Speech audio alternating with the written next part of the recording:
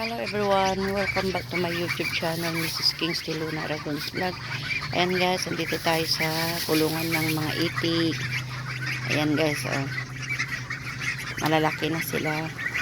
Hello mga itik, kumusta? Ilan na ba kayo? Hindi ko bali ano to eh. Kailan yung una? 8. Saka yung pangalawa 9. So 17 lahat sila. May 17 ba dito? Kasi yung iba namatay.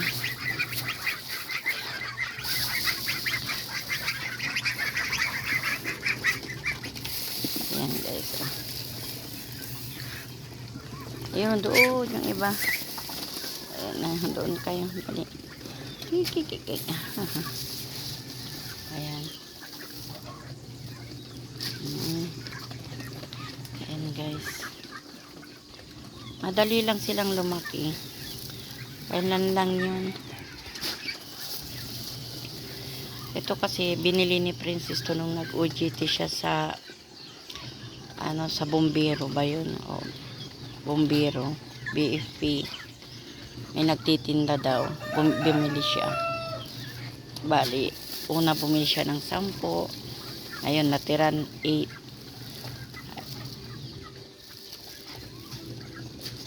Tapos, bumili ulit siya ng 10. Natiran 9. Kasi pag maliit pala, hindi pwedeng, pag pinainom mo, iwan mo yung tubig doon, malulunod din sila. Nung maliliit pa sila. Yan guys, ang gandang mag-alaga ng ganito.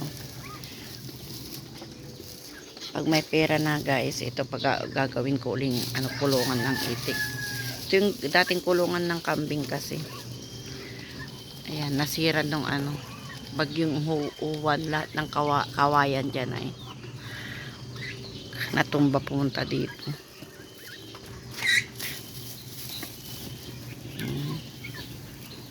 Kaya paggagawa ko ng kulungan ng itik to.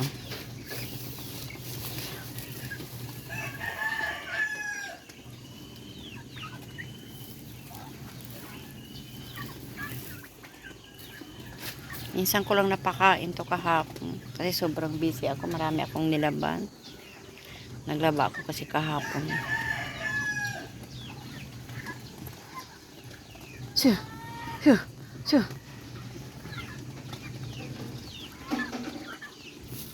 guys. Yeah.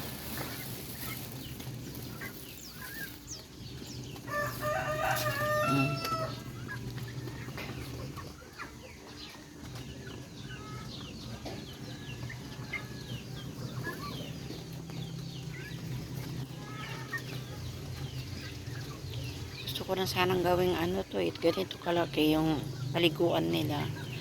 Yung hollow block lang, kahit 2 patong lang. Tapos papatuan ng screen. Okay, yung steel matting.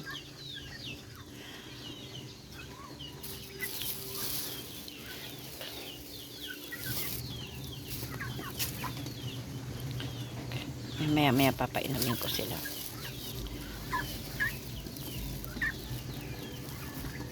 Maganda kasi may tubig yung painuman o kaya paliguan nila.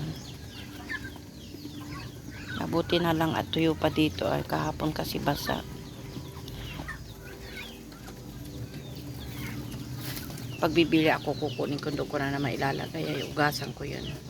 Doon ko sila palalakihin. Tapos ayan guys, ang aking pinagkakabalahan. Maraming salamat sa panonood guys. Kung hindi pa po kayo nakasubscribe sa aking YouTube channel, please subscribe po. Maraming salamat po. Don't skip po yung ads. Malaking tulong po yun. Maraming pong salamat. God bless everyone.